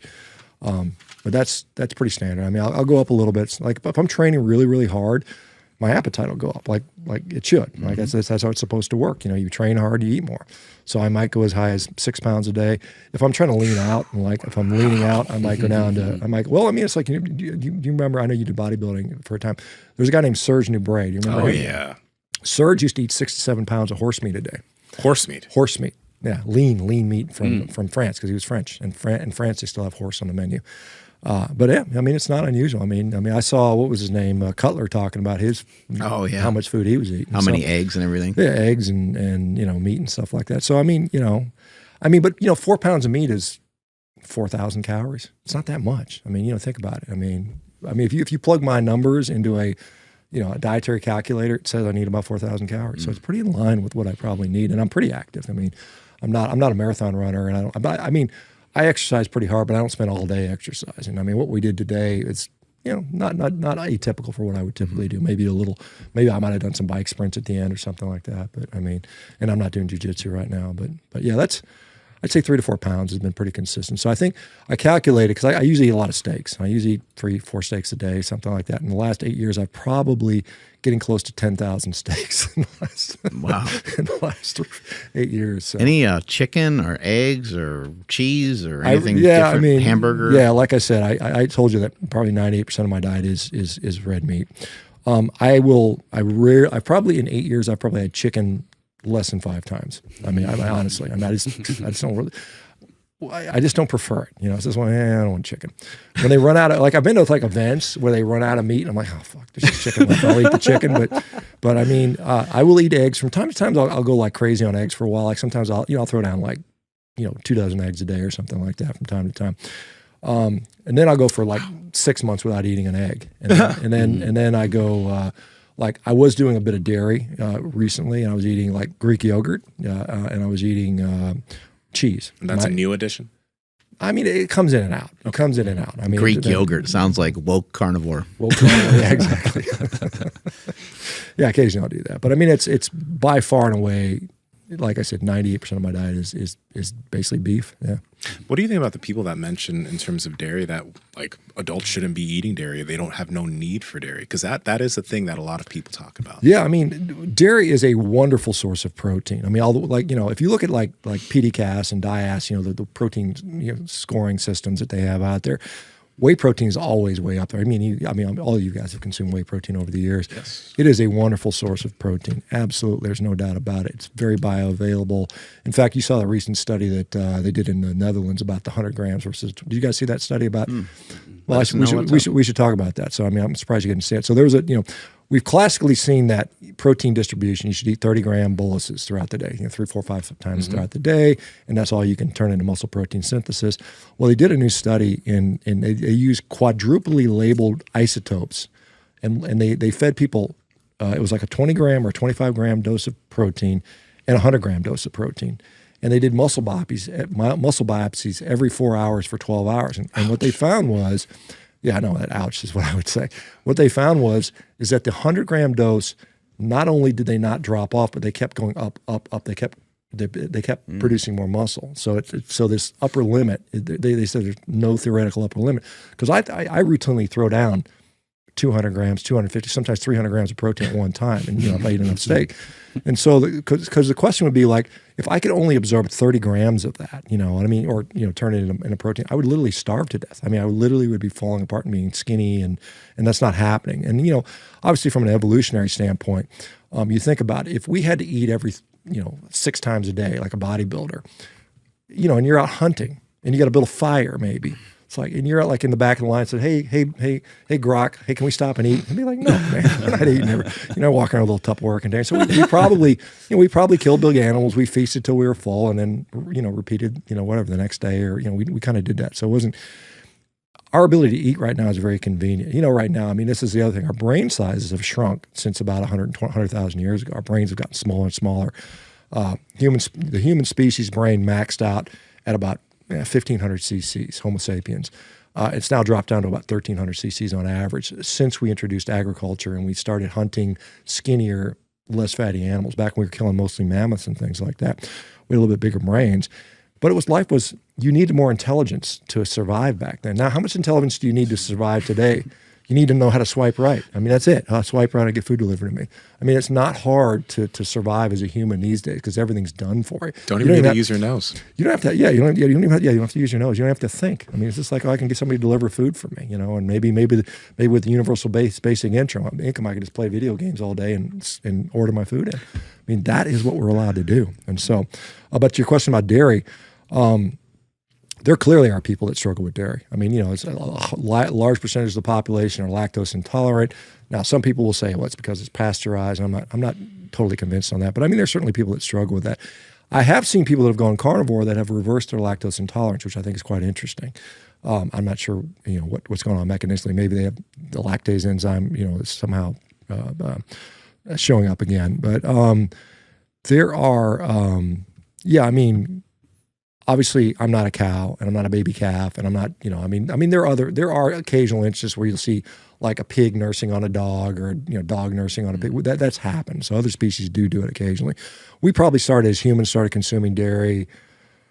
Some people say as far back as 30,000 years ago. Obviously, the domestication of the cow was about 10,000 years ago, but we might have accessed dairy before that. Slaughtering pregnant animals. Maybe we had access to some of their milk. So I think in general, it's a very good source of nutrition. It still is. I mean, depending on how you tolerate it, though. I mean, there are people, like I see people that are on carnivore and they're still including cheese and dairy and things like that, and they have to give it up to finally get the relief, like whether it's psoriasis or some other condition. So I think there's definitely issues with dairy for a lot of people. Mm-hmm. But in general, it's a very, very nutrient-rich food. And so it's kind of one of those things. It's like, there's people complaining about dairy, but they'll eat whatever, some blue Captain Crunch flavored, fake maple syrup. It's like, well, wait a minute. Do you really believe that's better for you? Yeah. Do you take any vitamins or minerals or supplements, or is there anything for carnivore people to pay attention to? Yeah, I mean, I think so. I mean, it's kind of interesting right now. I mean, I will sometimes take an electrolyte supplement. You're familiar with Rob Wolf and Keto Gains guys, Louis V. Signor's guys. I use that quite frequently when I'm training because I'm sweating a lot and I'm losing a lot of electrolytes. But during this particular carnivore month, I'm nothing, man. I'm beef and salt and water, and that's it. I've got nothing else on board, which is interesting for me because I actually feel really good right now. It's just like everything feels, for an old guy, it feels pretty good. But I mean, I will do electrolytes from time to time. I'm not I think there's some people that may be advocates for vitamin D. There's a few other things that creep in there. And again, with the electrolytes, you get magnesium and potassium, things like that. So I think those are the major things that people probably have an interest in using. My sort of, I guess this is more of a philosophy than anything. I think humans should be able to eat a diet doesn't have supplements. And I think, when did the supplement industry start? Realistically, 100 years ago or something like that. We've had people have talked about, like particularly plants in the context of medicinally used. There's ancient herbs and stuff like Chinese medicine and, rainforest stuff. And so I think those things have been used periodically for times. But I think they're probably used more in a limited sense, in like a medicinal sense that like, you've got this illness, we're going to put this poultice on there, put some salve on your skin and maybe it works, maybe it doesn't, But I'm not a big supplement guy. That's just the way it is. I have not been particularly impressed by, creatine worked pretty well. I thought creatine was a pretty solid supplement. Of course. I used it back in the day, but I'm consuming so much creatine right now, it probably would have minimal to no impact. Now, if you're a vegan, take creatine. My gosh, you better be using it. Because creatine has impacts not only on muscle building, but it has impact on brain, heart health. There's so many things that it does for us. And so I just don't have a lot of supplements that I use. And, because it's funny because people always want to send them to me, because, on social media, try this, and I'm like, yeah, right. I will tell people, sometimes I'll say, okay, if you're not on if you're on another diet, and I do think this is the interesting thing because I think our modern diet is so deficient in quality nutrition that a lot of people are nutrient deprived. And I think even obesity, I think obesity is really a malnutrition problem. And mal means bad, not low. So malnutrition, they're nourished, but they're nourished with the wrong things. They're not getting the nutrients they need. So I don't personally take anything. I know some people say, well, what about vitamin C? What about, potassium and manganese and some of these other ones, folate is one particular. I check my blood from sometimes. And my folate runs a little on the low side. It's not like deficient, but it's lower. But I don't have any symptoms consistent with like low folate. What are low folate going to give you? Megaloblastic anemia, sores on your mouth, fatigue. I don't have any of that stuff. So I'm like, why would I don't like to treat lab values, basically. This is one of the things that a lot of people, they'll get their labs and like, if you go and get 100 labs, something's going to be wrong. I guarantee it. Every time you get a lab, one of them is going to be out of range. And so do you stress out about it and worry about what does it mean clinically? Like some people say, I get so many people send me their lab values. Say, hey doc, look at my labs. I'm like, I don't know anything about you. I have no idea what's going on with you. How can I even make any remote suggestion on what you might need or what might not? It's more involved than that. So I'm pretty minimalistic. I know it's disappointing to a lot of people because a lot of people want the complex solution, or the magic pill, and I'm just like, just eat enough, eat a good diet, train hard, get some sleep, and that's basically what I do. Yeah, and if someone was to look at their blood work and they were to take something, it's like, does that have the same impact? Like, I don't believe that vitamin D supplementation, I don't think it makes a lot of sense. Because people will do that and then they might get their blood work done and it might show that their vitamin D level's high. But I seriously doubt that that's having any better health outcomes. It's interesting. Yeah, that's a really good one because for a while, they were showing that vitamin D supplementation had really no effect even on raising the serum levels. And they went with higher and higher doses. It used to be like 1,000 IUs, then they're like 5,000, 10,000. They were to finally get it up there. But so here's a really good point. So back in the 1920s, they looked at these Inuit populations in Greenland. There were two different populations. And the Inuit live up near the North Pole where there's no sunshine. It's like dark for 6 months out of the year. You go up there in January and you don't see the sun at all. It just doesn't come up, right? So they have chronically low vitamin D in their serum. You test them, their vitamin D levels are very low. And so there are things associated with that particularly. Like one thing's called rickets. It's a skeletal deformity that kids get. And there were two groups. One group, they both had low vitamin D. One group was eating the traditional Inuit diet, seal meat and whale blubber and caribou meat and whatever. And one group was eating that, plus they were eating canned goods, flours, and sugar. And guess which group had the symptoms? Even though they had the same exact serum vitamin D levels, but the group eating the canned goods all started having these deficiencies. So even the blood levels may not necessarily exactly represent what's going on. Because remember, why do we test blood? Because it's easy to get. Remember, you shuddered about the muscle biopsy, right? Yeah. Because, I mean, if you really want to know what's going on in the muscle, you don't test the blood, you stick a needle in the muscle. You want to know what's going on in the kidney, you stick a needle into the kidney. But no one's signing up for that. It's painful. It's potentially, there's complications that occur for that. So again, even a lot of these blood tests, they're like, okay, like we know, this study we talked about, if your LDL cholesterol can drop 100 points in 3 days, which value am I using? Am I using the one from 3 days ago or the one I like, right? You're always going to pick the one you like, right? Yeah. You show off the labs that look good for you because we don't, it's always funny when people are like, it's like a dick measuring contest, but we're showing each other's LDL. It's like, who fucking cares, man? It's just like, it just drives me crazy. And stuff. Do the stuff that actually matters to you and count. Because if we had no labs, if we had no access to labs and we couldn't image anything, how would you know if you were healthy, right? I mean, you could look at people and say, well, you look at an animal. Look at that animal walking around with a limp and he's all skinny and mangy looking. That's a sick animal. And I mean, we're really, from a population health level, even though we have tremendous access to all kinds of data and information, are we any better for it? You look around and like, why is everybody still sick? Why is everybody so fat? We have all this information. So, I mean, information is power, but is it, what does it actually matters to you? Because, if you could never take another lab test again, how would you know you were healthy, Mark? I mean, really, I mean, I think I could. I think I know how I'd be. I mean, how fast can I run a 50-yard dash? How much can I lift? How well am I sleeping? What's my libido like? What's my mood like? And I think that's really, honestly, I think that's what we should focus on. And we've gotten away from that because we've got all this technology, and I mean, I know there's people that obsess about this stuff. They're like, oh, the technology is going to save us. And I'm skeptical. I think maybe we're going to be all slaves to the Terminator robots. Right. Oh, God. Skynet will be fully realized. Skynet is coming. What are your tips for keeping a minimum amount of cardiovascular health as you get older? Because you're sprinting, you're doing jujitsu, you're doing rowing, but a lot of people, maybe they're doing resistance training, but they're not doing many things to get their heart rate up, right? So what would you suggest people try to do at minimum? Well, I mean, at minimum, obviously we talked about don't be sedentary, just get out and move. I think that's huge. And beyond that, it depends on how much time you have. I know you like running. There's a lot of people, you got to do what you enjoy, obviously. If you don't enjoy it, it's not fun. Because I'm sometimes, cognizant of how much time I have, I really like doing, sprint interval training. I think that works really well for me. I think one of the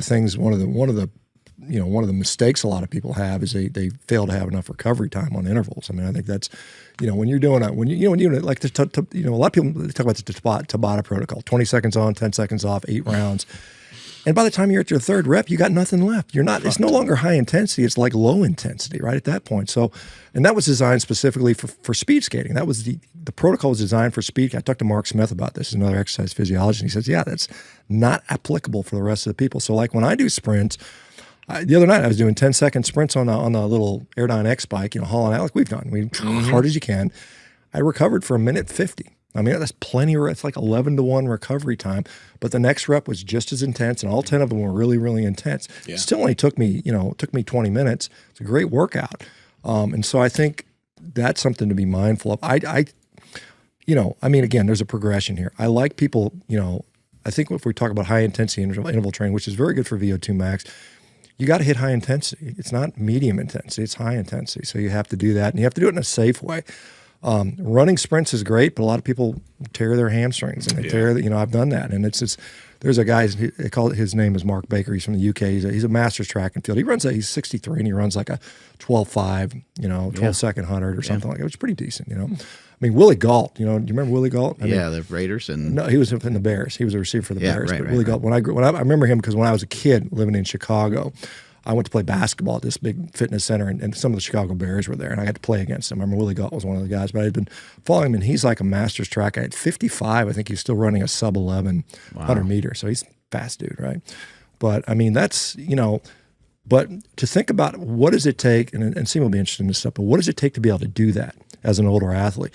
Well, obviously you got to have the cardiorespiratory fitness, the flexibility, but, we talk about we're so concerned about the heart and the lungs, right? This is our cardiovascular system. That's the engine. But you got to be worried about the chassis too, right? The body work and the frame. And so if you can't get up and just start sprinting without tearing something, that's a problem. Like because you look at kids playing. I mean, they take off. They're not there stretching and dynamic warm up. They just go out there and run. So I think we should be able to do that theoretically. And if you can do that, I mean, it's not that everybody can do that, but you can get there, I believe, where you can get up there and just start running, without tearing something. And I think that's an important thing. But that takes some work to get there. Mobility, stretching, making sure the tissue integrity is good, make sure the strength to weight ratios are correct, all those things, making sure the diet's good, because diet does impact our tissue integrity. I mean, I'm absolutely convinced of that.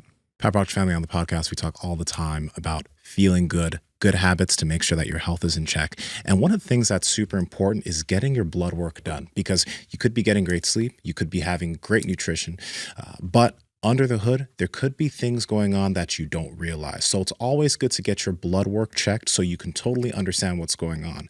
Now, the thing is also, when you get your blood work checked, there's so many different things and so many different numbers that it's hard to tell what's good, what's bad, and how do I optimize things. And that's where Merrick Health comes in, because they have patient care coordinators on staff that can help you interpret your blood work and then give you the necessary recommendations as far as supplementation, nutrition, and if you need it, hormone optimization that'll start moving you in the right direction. Andrew, how can they get their hands on it? Yes, that's over at merrickhealth.com/power project. That's MAREK health.com/power project. At checkout, enter promo code Power Project to save 10% off the Power Project panel, the Power Project checkup panel, or any individual lab you select. Again, that's at merrickhealth.com/power project. Links in the description as well as the podcast show notes. One of the coolest things that I got to see up close and personal was how you and your family eats, and it definitely influenced the way that my wife and I run our household. We already kind of were on the same path, but then after I came back from that visit, it was like, babe, our son's not going to eat any of the garbage. We really clean things up. And one of the things that we hear a lot of people say is like, oh, I would clean out the pantry, but my kids eat this way, or my kids eat this and that. So can you share exactly like how your family eats? Because it was awesome. Like it was like one of the better 2 days in a row where I got to eat like the most amazing dinner that was super healthy for me. Well, I mean, you think about it. You're not going to eat this garbage because it's bad for you. Why would you feed it to your kids? I mean, don't you love your kids? I mean, it's just like, why, I mean. But they want it. Yeah, well, they want it, but yeah, I mean, your kid is not going to love you anymore when they get diabetes. I mean, it's not love. I mean, it's if your kid is healthy and fit, I mean, as a parent, your job should be to give your kids every advantage as possible. Feeding them garbage is not an advantage; it's clearly a disadvantage. And yes, you have to have some tough conversations with them. Yes, they're not going to get everything they want, but I mean, hey, that's part of being a parent. So what do we do at dinner? Like I said, everybody's eating on cutting boards. I mean, it's just like cutting big steaks up. And my wife's from France, so we have some cheese there. And usually, we have like apple. I think she cuts up an apple and a bunch of cheese and a bunch of steak, and we just go at it. And we just eat whatever we want, and we eat till we're full. And I sort of bully my kid to eat all of his steak. Encourage/bully him to eat all your steak. You're not getting anything else.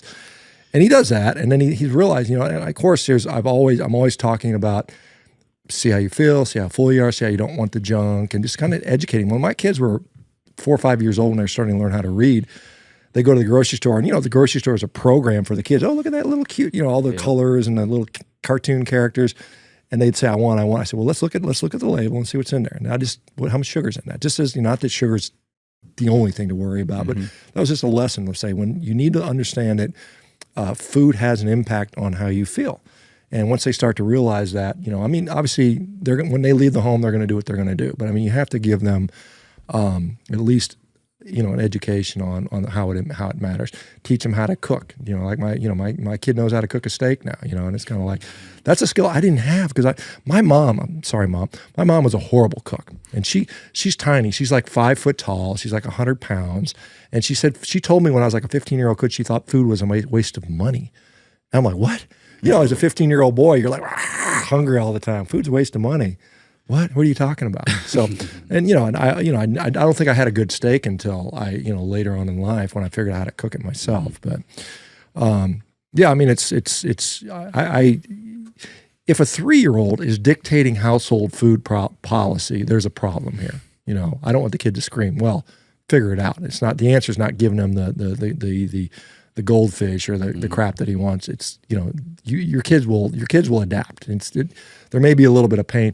A little bit of pain now is going to save you a lot of pain later on in life. Because, you know, what are you going to do when your kid is depressed and suicidal? And because nutrition has a role in that. And I think you have to think about it. So teach them good habits. I mean, again, if you wouldn't eat it, why would you feed it to your kids? It just doesn't make sense to me. We did a reaction on this Jubilee video where it's like skinny people versus fat people. And the thing is there were so many individuals there who, like, they were overweight as adults, but they were talking about as kids, they weren't fed good food. You know, it's like you're already behind because now you have to learn good nutrition as an adult. And if you could start your kid off with that lesson, you know, they'll make choices as an adult, but at least their biology is set up in their favor. Well, they're not addicted to it too. And it's interesting. We talked about how the ultra processed foods rewire your brain actually. So if your kids grow up on it, you know, you think about some kids, they start off on formula, number 1 ingredient, corn syrup, number 2 ingredient, soybean oil. I mean, literally you look at maltodextrin, if you look at, go to the grocery store and pick up some infant formula for one time, you'll be shocked to see what's in that stuff, right? They start off on that and then they immediately go to rice cereal and the little candy fruit things, and that's all. And they start out, basically, you start out giving them insulin resistance as 3 or 4 year olds. And then it just builds and builds and builds. And so now we have 20% of American children that are obese. I mean, obese, not just overweight, but obese. BMI 30, 20% of our kids. And so, I mean, just by having your kids being on a healthy diet, you've put them in the top 1%. It's just like giving them a scholarship. It's like, hey, you've got the scholarship to life, you know? And it's just like the fact that we have so diminished. I mean, remember there used to be you probably remember in school they had the presidential fitness award. You had to run and do push-ups and whatever. They did away with that because it was like some kids were feeling left out and marginalized because they couldn't run the whatever. And so we've done away with that. And it's just, you know, I don't know. My gosh, do we not care about our kids? I mean, it seems like you should care enough about your kids to ensure they're healthy. And you know, it's really sad. And hopefully we can change this. You got your kids like working out with you a little bit and stuff. Yeah, too, I was right? going to ask about the old Nordics that you guys were doing on, I think, Christmas, right? Yeah. So I got this little Nordic machine and I'm trying to learn how to do a Nordic curl. I'm close. I'm very close to that. I'll get that probably within the next couple of weeks. But so my kids were over and we said, hey kids, let's do a Nordic contest. And they were all down for it. And I thought that they weren't going to be able to do a full Nordic, and every one of my kids could do it. So I was totally embarrassed. Like, God damn it. You know, these kids are all, you know, these little kids, they're doing it. And so I said, okay, well, we can't win the contest if everybody can do one. And so I regressed it to 20 degrees. And so let's go for reps. And my 11-year-old son went first and he did something like 60 reps. And I was like, holy cow. Cause I thought they were going to do like 12 or something like that. He did 60. And then my daughter, who's a track and field athlete, she went on there and did like 170 Nordic curls in a row. And then my youngest son was mad. He said, I want to go again. And he did 200 of them. And I said, we're sitting there for like 5 minutes watching this kid do Nordics. You know, I was like, oh my gosh. So anyway, they had a lot of fun with that. So that was a fun time. So you can bring up the clip. I think it's on his IG. Yeah, I think it's somewhere in there. Yeah, it's the 3 of them. My one daughter did not want to be filmed. I had four kids, and the one daughter said, no, don't put me on film. But yeah, they were having fun with that. So it's I mean, it's, you know, like I said, and again, it's being the example for your kids. I mean, you can tell them all day, but if they see you stuffing your face with garbage or just being sedentary and watching TV all day, that's what they're going to do. I mean, it's probably more about what you do and what the example you are than, you know, than what you say, because it's, you know, like I said, walk the walk. You know, don't just talk the talk, walk the walk. And you know, I try to do that for my kids, and I try to, you know, like I said, for the people that sort of follow me on social media, I walk the walk. I mean, I literally do what I talk about. So hopefully it sends the right message. At 50, you said you're 57 now, right? Well, 2 days. 2 days from now I'll be 57. Yeah. 2 days. So you started jiu-jitsu a little bit ago at 56. Well, no, I started it. I was just before I turned 55. Yeah. So I've been about 2 years, a little 2 years, but I've probably taken half of that time off. I just unfortunately can't roll as often as I'd like to. Yeah, but you know, like you've gotten multiple world records with the rowing stuff you do, and now you start a totally new type of sport, right? Most people don't start. Oh, real quick. Oh, there's Lucas doing his. Look at that, just bam. You know, he did this. That's his single. That's his single Nordic. These are all. It's a young kid too. Yeah, he's 11. That's Emmy. She's 15, so she's the fastest 400-meter runner in New Mexico right now. Oh, that was a good Nordic. That was a solid that was the first time she'd ever tried it. She's like, I like this. I do it like that. She's like, is this hard? So Saxon, he's funny. So Saxon's my height. He's like an inch shorter than me. He's 17. He's autistic, and he does the inchworm technique. He looks like an inchworm. Okay. Hey, he still did it. And my other daughter did it, but she didn't get filmed. So that was the kids playing Nordic. You know, so anyway. So yeah. Shit, he's like 6'3" or 6'4" then? He's 6'4", yeah. Ooh, that's some fucking height. Yeah. But yeah, you started jiu-jitsu, which is a full-on grappling martial art later. Like, what made you want to start that? Well, I mean, you know, I've been, you know, I watched the UFC back in the original one back in 92 or 93 when it was in. I thought it was, you know, I saw Hoist Gracie win that thing, and always kind of in the back of my mind interesting. And then I, you know, when I was on Rogan's podcast talking about it, I've just seen people talking about it for years. And so there was this professional MMA fighter. His name's Georgie Carhan. He was fighting for Bellator, and he was following me on Instagram. He was doing the carnivore diet. And I was back when I was in Orange County, and he was down in Riverside. And he said, "Hey man, could I come train with you?" I said, "Sure, man. Come over. We'll eat some steak." So we trained, had a good session. He brought him some of his other MMA guys, good reels. And the thing that struck me is they were so nice, you know, because I'd never met any like professional fighters in that capacity before. And what struck me is how nice they were. It was like these guys their job is to beat people up, and they're super nice. And so we did a couple training sessions. He goes, "Hey man, you know, I run a jiu-jitsu. I'm a black belt in jiu-jitsu. If you want to come try sometime, come on up there." So I drove to Riverside and jumped in there and, you know, didn't know what I was doing, but I had fun. It was like, well, this is really fun. And so that's how I started. And then I just have been, you know, sort of just kind of gradually just kind of, it varies. Unfortunately, like I said, traveling and, you know, I've had a few little just minor little setbacks with injuries and things like that, you know, which obviously happen. I mean, you've had them, I've had them. So it's been, but I enjoy it. I'm looking forward to, I would like to compete. I would like to compete at a high level at some point, you know, do some of the Masters World stuff. But I just got to put together enough consistent time to where I can do that. But yeah, it's a lot of fun. It's mentally very fun. It's you know, it's obviously requires some different physical skills. Because I've been very linear over the years. I mean, I did do some rotationals. When I used to do Highland Games, it was a lot of spinning rotational, like shot put motion. So I did have that. So I'm not just completely one dimensional. But I do like the fact that there's just different things that go there. And it's, like I said, a lot of camaraderie. You know, like I mentioned, the relative stress that when you're in there and someone's actually trying to kill you, and the rest of the day is less stressful. You know, some people be stressed out by doing podcast. I'm like, no one's trying to kill me right now. So it's like, you know, I think it has that sort of effect on you that you're no longer, you know, you can put things into perspective. You know, hey, it's bad, but no one's trying to kill me, so it's cool. Yeah. Awesome. Well, I think we have a little bit of other content that we'll get to on a different podcast, right? Yeah. That we're going to do with him as well. Always amazing having you here. Hopefully people are inspired and fired up. Hopefully people will do World Carnivore Month. Yeah. And hopefully they'll eat some damn meat.